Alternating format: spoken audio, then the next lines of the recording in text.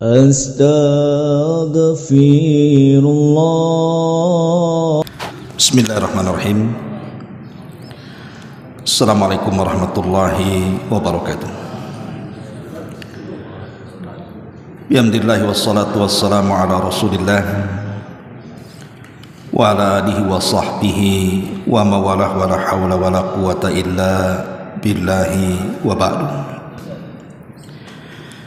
Kita lanjutkan kembali kajian hadis Arba'in Nawawi dan kita masuk ke hadis 21. Kita baca hadisnya. An Abi Amrata Sufyan ibni Abdillah Tsaqafi radhiyallahu anhu qala qultu ya Rasulullah kulli fil islami qawlan la as'alu anhu ahadan ghairaka. Aku bertanya kepada Nabi sallallahu alaihi wasallam dari Abu Amr Sufyan ibn Abdullah Ats-Tsaqafi ini, wahai Rasulullah, katakan kepadaku perkataan tentang Islam yang aku tidak akan bertanya kepada selain engkau. Qala, maka Rasul bersabda, Qul amantu billahi thumma istaqim. Katakanlah, aku beriman kepada Allah subhanahu wa ta'ala, kemudian istiqomahlah di situ.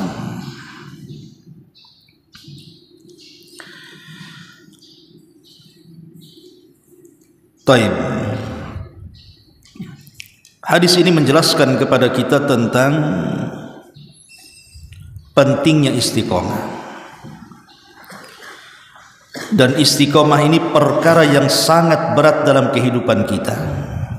Makanya Rasul mengatakan istaqimu walan tuhsu. Istiqomahlah kalian dan kalian tidak akan sanggup. Menunjukkan beratnya istiqomah ini.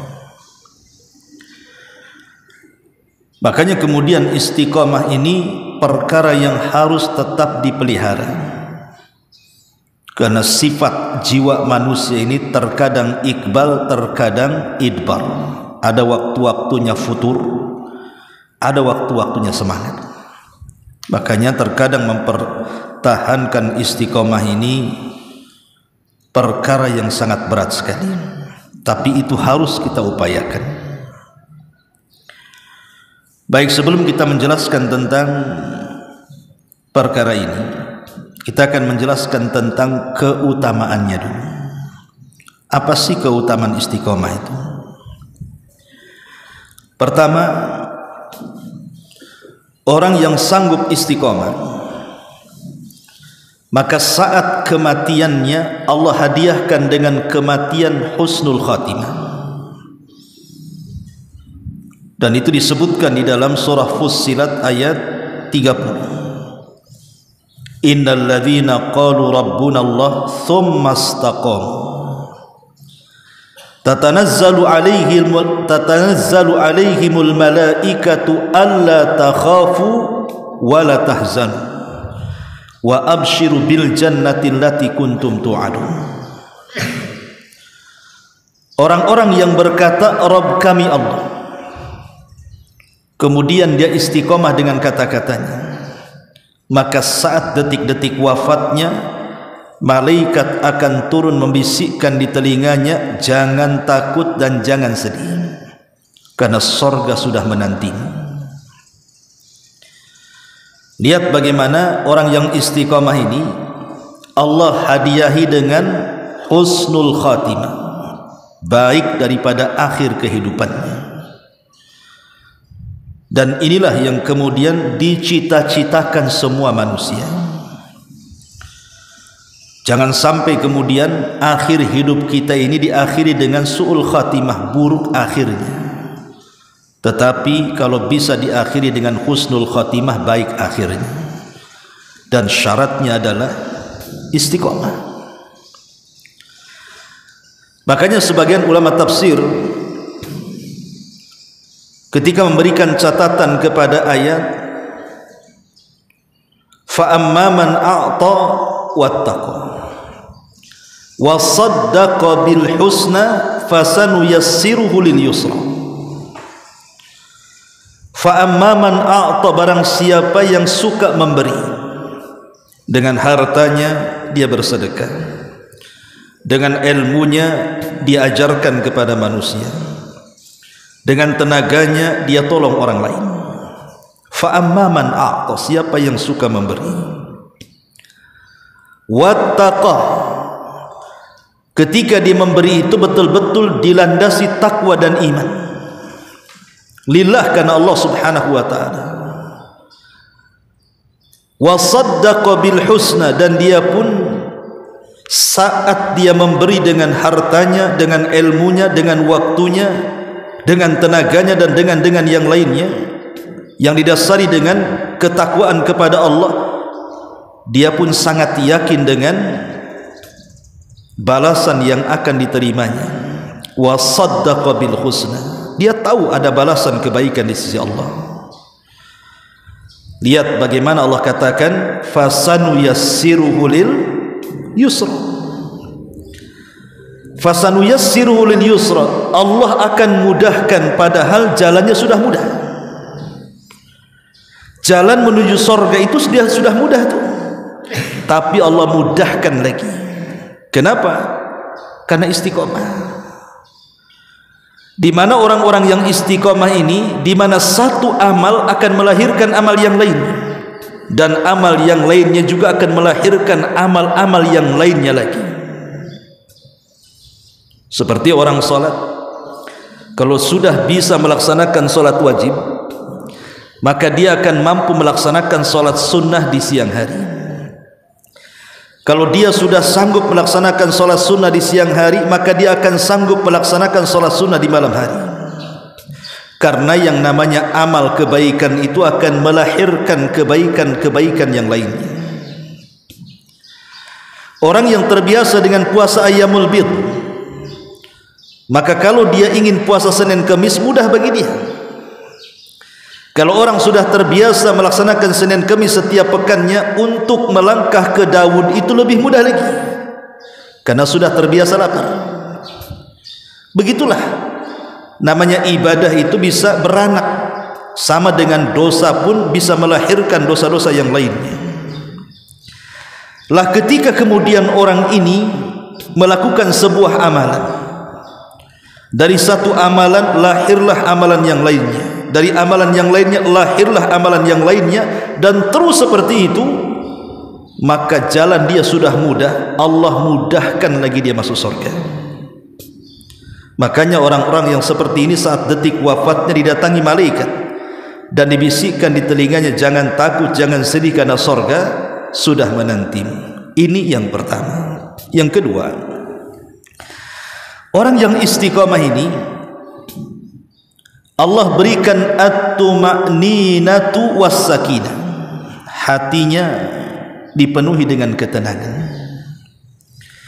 hatinya tidak pernah merasakan kekhawatiran, dia tidak akan takut dan tidak akan sedih. Makanya Allah mengatakan alla takhafu wa la tahzan. Alla takhafu, jangan takut, takut akan perkara yang akan datang. Wala tahzanu, jangan sedih, sedih dari perkara yang sudah berlalu dalam kehidupannya. Orang yang istiqamah tidak akan terpengaruh dengan perkara yang lalu, dan tidak mungkin stres dengan perkara yang akan datang, karena dia punya Allah subhanahu wa ta'ala. Terkadang kenapa orang sesak dadanya itu karena sedih. Kenapa sedih? Karena mikir perkara-perkara yang sudah lewat. Mungkin dulunya dia seorang pejabat, tiba-tiba turun dari jabatan jadi purna tugas sehingga tidak menjadi pejabat lagi. Sedih dia. Terpikir dulu waktu jadi pejabat enak, tinggal tunjuk hidung saja. Sekarang dia pula yang ditunjuk hidungnya. Oh, dulunya mantan orang kaya, dihormati orang, tiba-tiba jatuh miskin, entah karena Mungkin sebuah musibah, kebanjiran, tsunami, puting beliung yang kemudian menghabiskan kekayaannya. Teringat dulu pernah kaya, sekarang miskin, sedih dia. Oh, dulunya dia punya orang-orang yang dicintai, entah pasangannya, entah anaknya. Akhirnya satu persatu meninggalkan dia. Mungkin diuji kematian pasangannya, diuji kematian anaknya yang merupakan si jantung hatinya, belahan jiwa, penerus cerita, tiba-tiba meninggal dunia. Sedih kepikiran, akhirnya sesak dadanya.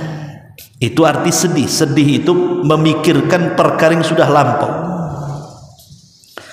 Atau mungkin dia tidak sedih, tapi dia penuh dengan ketakutan. Kalau sudah cerita takut berarti sesuatu yang akan datang. Kalau sedih kan sesuatu yang sudah berlalu. Kalau takut itu menghadapi sesuatu yang akan datang. Macam mana nasib keluarganya, macam mana nasib usahanya, macam mana nasib dirinya, macam mana nasib pangkat jabatan dan kekayaannya. Penuh dengan ketakutan. Tapi orang-orang yang istiqomah, yakin dengan Allah Subhanahu wa taala dan beriman dengan Allah, dia tidak akan pernah sedih dengan perkara lampau, dan dia terima itu semua takdir dari Allah Subhanahu wa taala, dan dia tidak akan ketakutan akan perkara yang akan datang, karena dia yakin bahwa keputusan Allah bagi dia kepada nasib dia di masa depan, Allah yang lebih tahu maslahat kita, dan itu yang terbaik bagi kita. Lah, orang yang istiqomah itu akan merasakan ketenangan dalam hatinya dan juga kebahagiaan. Ini yang kedua. Kemudian yang ketiga, al-busyra bil jannah, dihabar gembirakan dengan sorga, sebagaimana ayat surah Fussilat tadi, wa abshiru bil jannati allati kuntum tu'adun. Allah sudah sediakan bagi yang istiqomah ini sorga yang sudah dijanjikan kepada kalian. Kemudian juga orang yang istiqomah ini al-insyirahu fi sadri, lapang dadanya, tidak sempit dadanya. Dan lapang dada itu bagian daripada kebahagiaan, karena bahagia itu bersumber dari dada. Kalau dada lapang, maka semua jadi lapang. Kalau dada sempit, maka semua jadi rungsep bahasanya. Antum saja, kalau ada masalah dengan kawannya, masalah dengan orang tuanya, sempit rasanya dada itu, stres jadi bawaannya, ya. Tapi kalau lagi senang dengan kawannya, senang dengan orang tuanya, senang dengan orang-orang dicintainya, lapang dadanya, enggak kepikiran apapun, bahagia hidupnya. Lah, itulah orang yang istiqamah, di mana Allah mengatakan, man amila salihan min dzakarin aw untha wa huwa mu'minun falanuhyiyannahu hayatan thayyibatan wa lanazziyannahum bi ahsani ma kanu ya'malun. Siapapun yang beramal saleh dan dia istiqamah, baik dari laki-laki dan perempuan, dan dia senantiasa beriman, maka kami akan berikan penghidupan yang baik, dan kami akan balas dengan balasan yang jauh lebih baik terhadap apa yang mereka lakukan. Ini yang keempat, lapang dada, ya.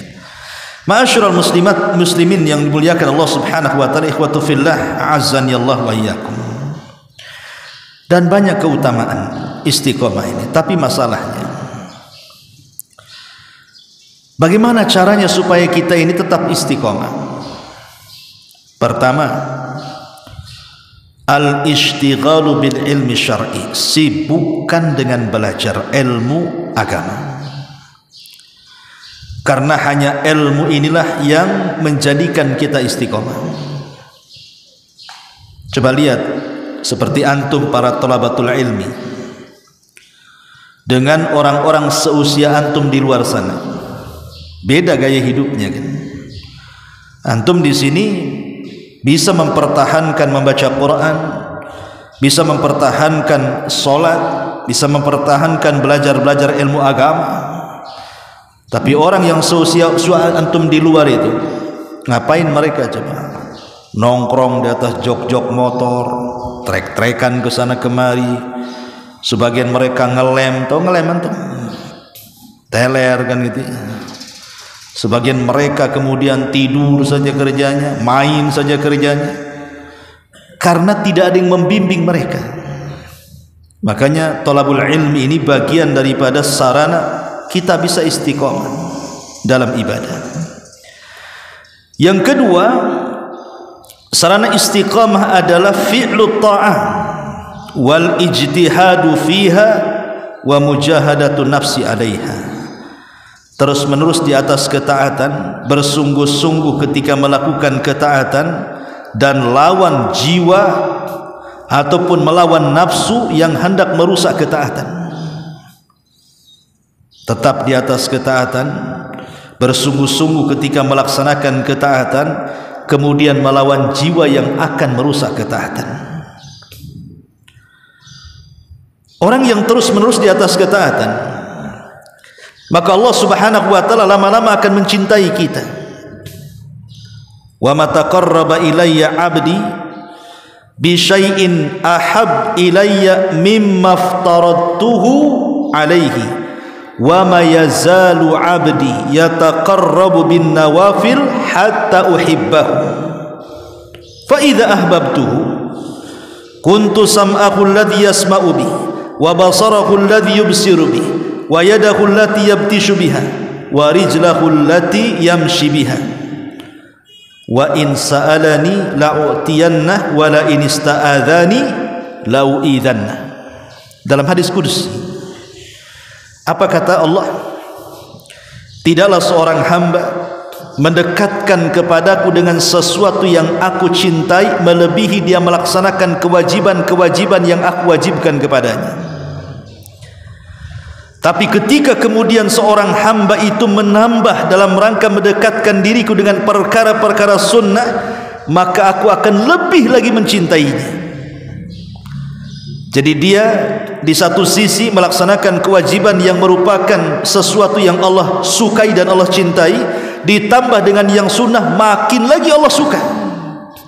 Dan kalau Allah sudah makin suka kepada kita, maka Allah akan menjadi pendengaran kita yang kita mendengar dengannya, Allah akan menjadi penglihatan kita yang Allah melihat dengannya, Allah akan menjadikan tangan kita yang Allah bergerak dengannya, dan Allah akan menjadikan kaki kita sebagai mana ia gerakkan dengannya. Dan kalau dia meminta kepadaku, kata Allah, ku beri dia, dan kalau dia berlindung kepadaku, kata Allah, maka ku lindungi dia. Lihat, orang yang senantiasa di atas ketaatan, berusaha istiqomah untuk melaksanakan ketaatan, maka ini sumber dari kecintaan Allah kepada kita. Kalau Allah sudah suka dan cinta dengan kita, Allah akan bimbing terus kita. Allah akan jadi mata kita, Allah akan jadi telinga kita, Allah akan jadi kaki dan tangan kita, sehingga kita terarah hidupnya.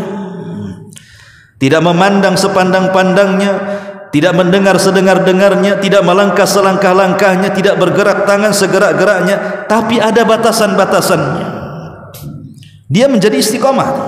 Ini yang kedua. Yang ketiga, al-ikhlasu fil ilmi wal amal. Berusaha mengikhlaskan niat ketika belajar dan mengamalkan ilmu. Ketika belajar dan mengamalkan ilmu, kalau kita ingin istiqomah, bukan hanya belajar saja, berusaha untuk mengamalkan ilmu kita. Dan saat mengamalkan ilmu kita itu, dan saat mengamalkan ilmu kita juga, jadi saat belajar dan saat mengamalkan pelajaran, didasari dengan keikhlasan kita kepada Allah, supaya istiqomah. Kemudian yang keempat, banyak-banyak berdoa. Apa doa yang selalu dipanjatkan Rasul? Ya muqallibal qulub, tsabbit qalbi ala ta'atik. Wahai zat yang membolak-balikan hatiku, tetapkan hatiku di atas ketaatan kepadamu. Karena orang yang istiqomah, kenapa dia tidak istiqomah, ikhwan? Itu karena hatinya dibolak-balikan oleh Allah. Hatinya itu dibolak-balikan oleh Allah, kan? Dulu ada seorang ulama namanya Imran ibn Khittan. Imran ibn Khittan ini ulama dunia ahli hadis, ulama ahli sunnah wal jamaah. Naksir pula seorang wanita cantik dari anak pamannya, ingin menikah dengan wanita cantik anak pamannya itu. Kawan-kawan sesama ulamanya menasihati, jangan kau nikah dengan wanita itu walaupun dia cantik tapi dia khawarij, walaupun dia cantik keluarganya keluarga teroris, khawarij, kelompok sesat. Kata Imran ibn Khittan, tidak apa-apa, nanti kalau saya menikahi putri pamanku, aku akan ajak mereka kepada ahli sunnah. Maksa dia, akhirnya menikah dengan wanita cantik anak dari pamannya itu. Setelah menikah, apa yang terjadi? Bukannya dia menarik keluarga istrinya menjadi ahli sunnah, dia pula yang tertarik menjadi khawarij. Akhirnya mati di atas khawarij, mati di atas kelompok yang disesatkan dari zaman Nabi SAW. Itulah syubhat menyambar-nyambar. Jangan dekat-dekat syubhat. Syubhat itu mudah menyambar orang. Allah yang membolak-balikan hati kita. Siapa lagi? Di dalam Quran dijelaskan ada orang namanya Bal'am ibn Ba'urah. Bal'am ibn Ba'urah itu salah satu ulama dari ulama-ulama Bani Israel. Dia memiliki ismul a'zam, setiap doanya mustajab. Satu hari Nabi Musa membawa Bani Israel dari Mesir menuju tanah perjanjian Palestina. Sampailah di sebuah bukit namanya Husban. Bukit Husban itu panjang sekali. Lah setelah bukit Husban ini ada sebuah kerajaan yang kemudian dihuni oleh orang-orang Kaldaniun, oleh orang-orang Kan'aniun. Lah Nabi Musa itu di ujung sini, baru sampai kerajaannya di sini. Maka Musa pun karena kelelahan berkemah dengan Bani Israel. Para pejabat nih kerajaan Kaldani ini takut kalau seandainya kedatangan Nabi Musa dan Bani Israel hendak menjajah mereka. Pak Nabi Musa hanya lewat saja. Akhirnya para pembesarnya mengumpulkan orang-orang, para pejabatnya. Bagaimana caranya sebelum Musa dan Bani Israel menjajah kita, kita serang duluan. Tapi kita lemah, mereka kuat katanya. Lah kebetulan di tengah-tengah masyarakat itu ada seorang alim namanya Bal'am ibn Ba'urah. Jadi pejabat-pejabat ini datang kepada Bal'am ibn Ba'urah dan mengatakan, ya Bal'am, engkau kan orang alim, ahli ibadah, kalau seandainya kau berdoa dengan kecelakaan pasti mustajab. Bagaimana kalau seandainya kami berikan kau jabatan, kami berikan kau harta banyak, asal satu syaratnya kau doakanlah kejelekan kepada Musa dan Bani Israel itu, supaya tidak menyerang kita, hancurkan mereka dengan doa. Kata Bal'am, celaka engkau, yang didoakan Nabi, enggak mungkin aku mau katanya. Tapi pejabat ini mendorong, ya Bal'am, nanti kami berikan kau jabatan, nanti kami berikan kau harta banyak, doa sajalah. Tergiur dengan harta dan jabatan. Akhirnya Bal'am si mustajab doa ini berdoa kepada Allah Azza wa Jal untuk kejelekan Nabi Musa dan Bani Israel. Dia salah lawan, yang dilawan Nabi. Akhirnya terpleset-pleset lidahnya, doanya enggak jelas.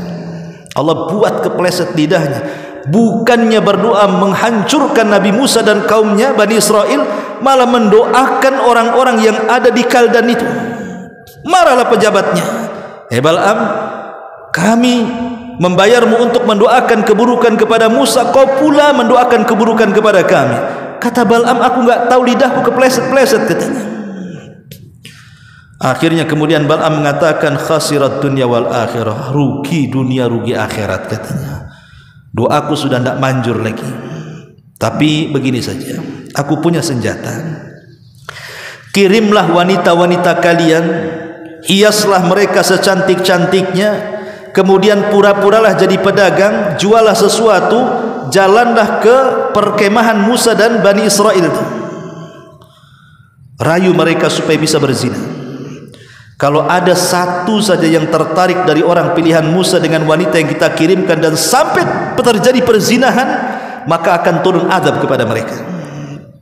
Akhirnya dikirim tuh wanita-wanita cantik, pura-pura jualan ke tenda-tenda Nabi Musa, rupanya adalah anak murid didikan Nabi Musa pilihan, kepincut dengan salah satu pedagang wanita dari Kaldan itu.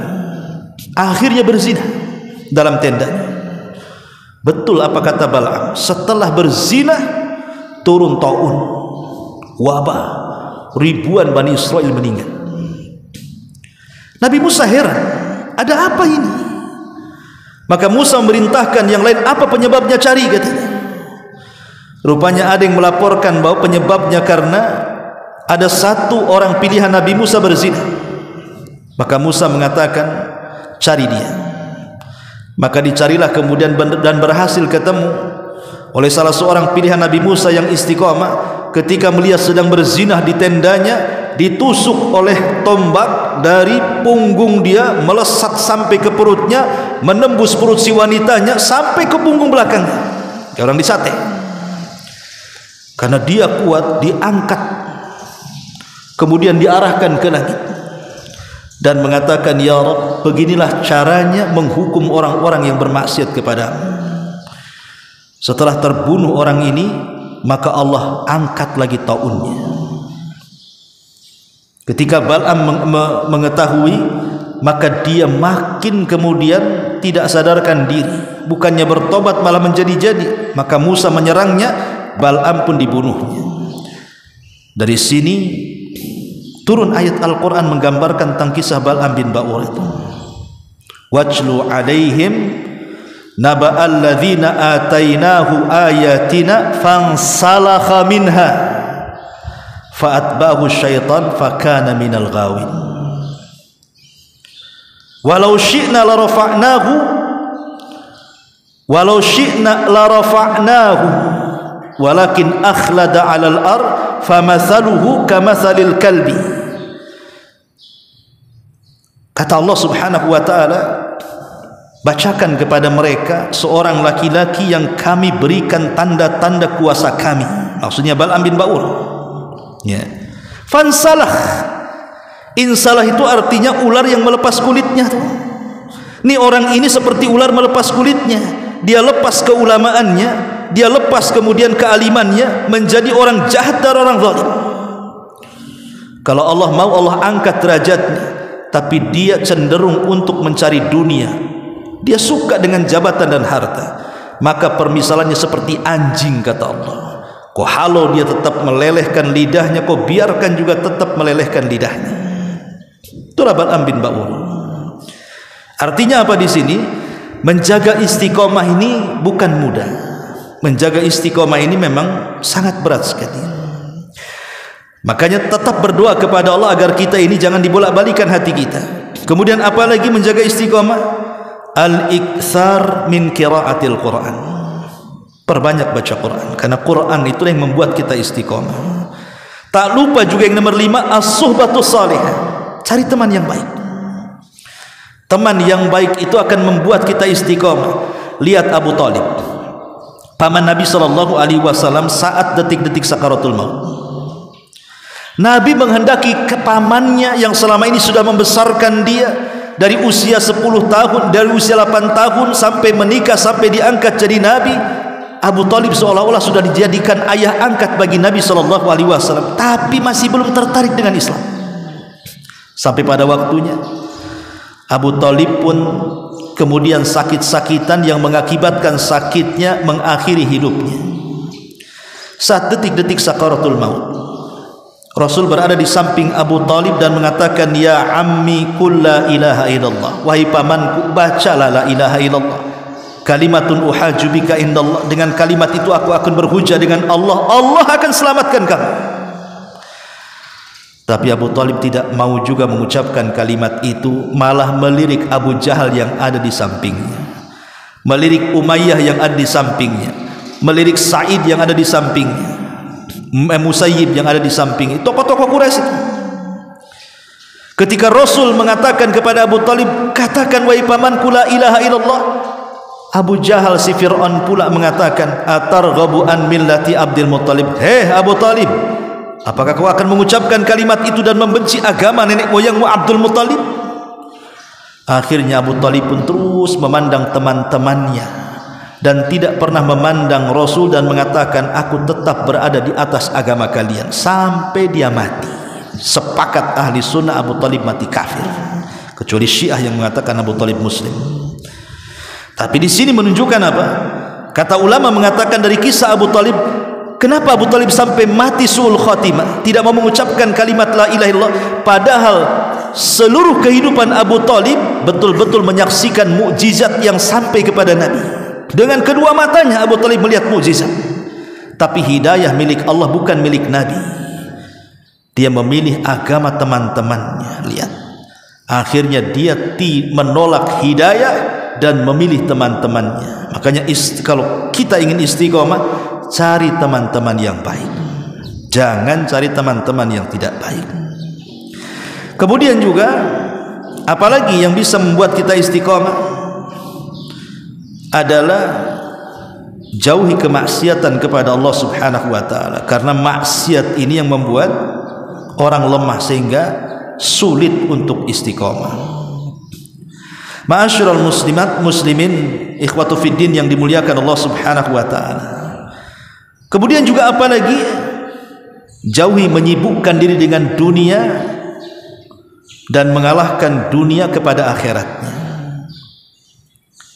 Orang yang tidak istiqomah itu karena sibuk dengan dunia, ikhwan. Ya, dunia ini mencakup sibuk dengan mengumpulkan kekayaan, sibuk dengan mengejar-ngejar jabatan, sibuk dengan mengejar-ngejar kecantikan, atau dengan bahasa lain wanita, tahta dan harta.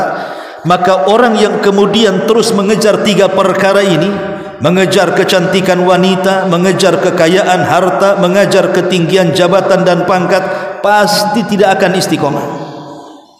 Nggak akan istiqomah orang yang seperti ini ya.